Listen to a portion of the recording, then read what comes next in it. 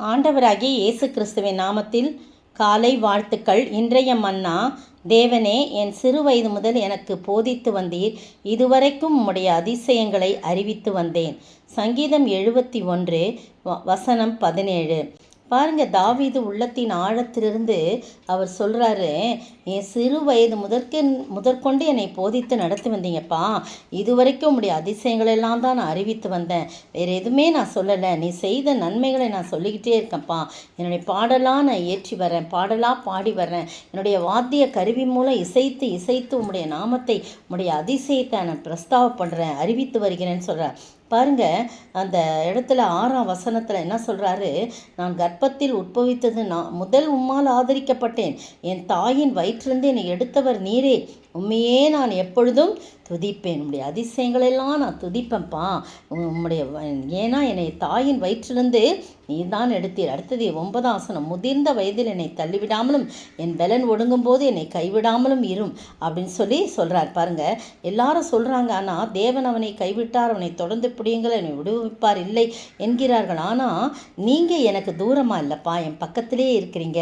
என்னை எவ்வளோ நானும் எப்பொழுதும் உங்களை நம்பிக்கொண்டிருந்து மென்மேலும் உம்மை துதிப்பேன். ஆண்டவரே, என் வாய் நாள்தோறும் உமது நீதியும் உமது ரட்சிப்பையும் சொல்லும். அவைகளின் தொகையை நான் அறியேன். அவ்வளவு உம்முடைய நீதியை பற்றி மட்டும்தான் நான் மேன்மை பாராட்டேன். எனக்கென்று மேன்மை பாராட்ட எதுவுமே இல்லை. அப்போஸ்தலனாகிய பவுல் சொல்கிறார்ல, எனக்கு என்னுடைய மேன்மையெல்லாம் சிலுவையை குறித்த மேன்மை அல்லாமல் வேறு எதுவும் எனக்கு மேன்மை இல்லை. இத்தனைக்கும் இந்த காலத்து படிப்பை பார்த்தீங்கன்னா, அவர் நல்ல ஒரு படிப்பாளி, நல்ல அறிவாளி, நல்ல பணக்காரன், நல்ல வசதி படைத்தவன், அவரை பற்றி நிறைய சொல்லிக்கொண்டே போகலாம் பார்த்தீங்கன்னா. ஆனால் ஆண்டவர் அவரை குறித்து தன்னை தாழ்த்தி தன்னை மறைத்து என்ன சொல்கிறாரு, நான் என் ஆண்டவருடைய சிலுவையை குறித்து இல்லாமல் வேறு எதை குறித்தும் நான் மேன்மை பாராட்டேன் என்று சொல்கிறோம் பார்த்தீங்களா. அதே மாதிரி சங்கீதக்காரனாகி தாவீது, உம்முடைய நீதியை பற்றியே நான் மேன்மை பாராட்டுவேன். என்ன அவருடைய நீதி அப்படின்னு சொல்லும்போது சங்கீதம் 5:8 சொல்லப்பட்டிருக்குது. 5:8, கர்த்தாவே, என் சத்துருக்களின் நிமித்தம் என்னை உம்முடைய நீதியிலே நடத்தி எனக்கு முன்பாக உம்முடைய வழியை செவ்வைப்படுத்தும். அவருடைய நீதி நம்முடைய வழியை செவ்வைப்படுத்தக்கூடியதாக இருக்கிறது. அதனால் உம்முடைய நீதி என்னுடைய வழியை செவ்வைப்படுத்துகிறது ஆண்டவரே.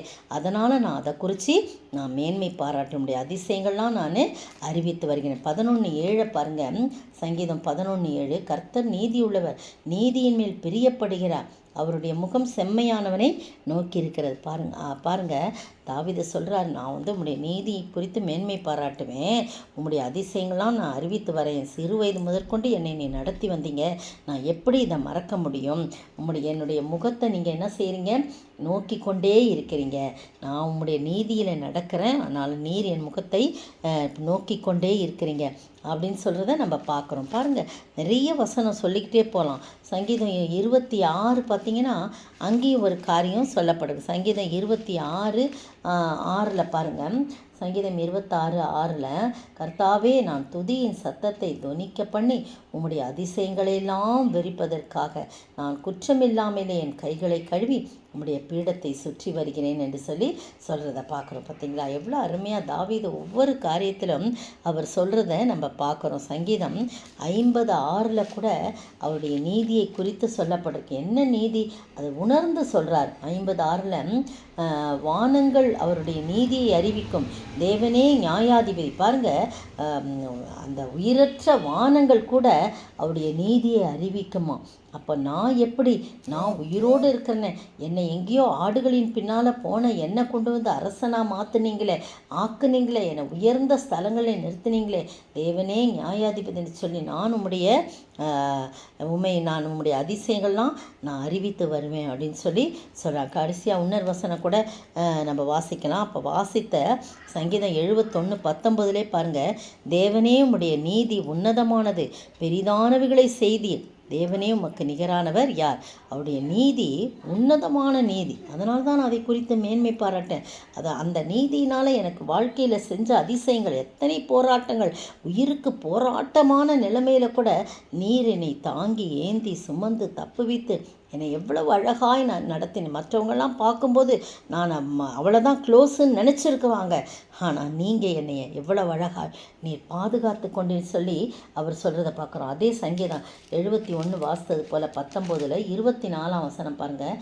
எனக்கு பொல்லாப்பை தேடுகிறவர்கள் வெட்கி லட்சியடைந்தபடியால் நாள்தோறும் என் நாவு உமது நீதியை கொண்டாடும் என்று சொல்லப்படுது. பார்த்தீங்களா? எனக்கு விரோதமாக எழும்புனாங்க, எல்லாரும் எழும்புனாங்க, பொல்லாப்பை தேடுறாங்க, அவங்களாம் வெட்கப்பட்டு லட்சியடைந்தாங்க, நாள்தோறுமே துதிப்பேன்னு சொல்லப்பட்டிருக்குது.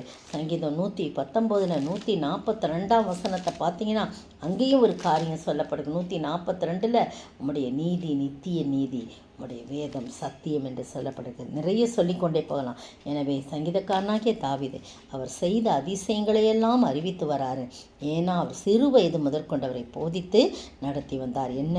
அந்த நீதியை குறித்து நான் மேன்மை பாராட்டுறேன், அதனால தான் நீர் என்னை நம்முடைய அதிசயமான பாதையில் என்னை நடத்துகிறேன், இந்த அதிசயத்தை நான் அறிவித்து வருவேன் சார். நீங்களும் நானும் எத்தனையோ நன்மைகளை பெற்றிருக்கிறோம். அவருடைய அதிசயமான கிரியைகளையெல்லாம் நம்முடைய வாழ்வில் அனுபவித்திருக்கிறோம். அதையெல்லாம் அறிவித்து வருகிறோமா? சாட்சியாய் நிற்கிறோமா? அப்படி நிற்காவிட்டால் இனி அவருடைய அதிசயங்களை அற்புதங்களை சொல்லி மகிழ்வோம். அப்படிப்பட்ட ஆசீர்வாதத்தை நாம் பெற்று வாழ ஆண்டவர் தாமே கிருபை செய்வாராக. ஆமேன். துமாவே நன்றி சொல்லு முழு உள்ளத்தோடு, கர்த்தர் செய்த நன்மைகளை ஒரு நாளும் மறவாதே. கர்த்தர் செய்த நன்மைகளை ஒரு நாளும் மறவாதே. ஸ்தோத்திரிக்கிற ஆண்டவரே, துதிக்கிற ராஜா, வாழ்த்துகிற வணங்கிறப்பா தகப்பனே, இந்த அருமையான வேலைக்காய் ஸ்தோத்திரிக்கிறோம். நாங்கள் உண்மையே கர்த்தாவே, ஏதோ உம்முடைய அதிசயங்கள்லாம் விவரித்து சொல்லவும், கர்த்தர் எங்களுடைய வாழ்க்கையிலே செய்த எல்லா நன்மைகளையும் விவரித்து சொல்லவும் ஆண்டவரே கிருபை செய்யணும். ஒரு நாளும் வாய் மூடிக்கொண்டிருக்காதபடி கர்த்தர் இவ்வளவு நாட்கள் எங்களை வழிநடத்தி வந்தீரே, அந்த நன்மைக்காக உம்மை ஸ்தோத்திரிக்கிற ஆண்டவரே, நீரே பொறுப்படுத்திக் கொள்ளுங்க, வழி நடத்துங்க கர்த்தாவே. நாங்கள் அந்த நன்மைகளை மறவாதபடி எப்பொழுதும் உடைய நாமத்தை மகிமைப்படுத்த நீர் உதவி செய்ய வேண்டும் என்று கர்த்தரும் மீட்பரும் ராஜாமா இயேசு கிறிஸ்துவின் விலையேற பெற்ற நாமத்தில் ஜெபிக்கிறேன் பிதாவே, ஆமேன். நேற்றைய பதில்: அந்தப்படி அவர்கள் சிறைச்சாலையிலிருந்து புறப்பட்டு லீதியாளிடத்திற்கு போய் சகோதரரை கண்டு அவர்களுக்கு ஆறுதல் சொல்லி போய்விட்டார்கள். அப்போஸ்தலர் 16 வசனம் 40. இன்றைய கேள்வி: யார் வீணராகி யாரை சேர்த்து கொண்டு எங்கு அமளி உண்டாக்கினார்கள்? யார் வீணராகி யாரை சேர்த்து கொண்டு எங்கு அமளி உண்டாக்கினார்கள்?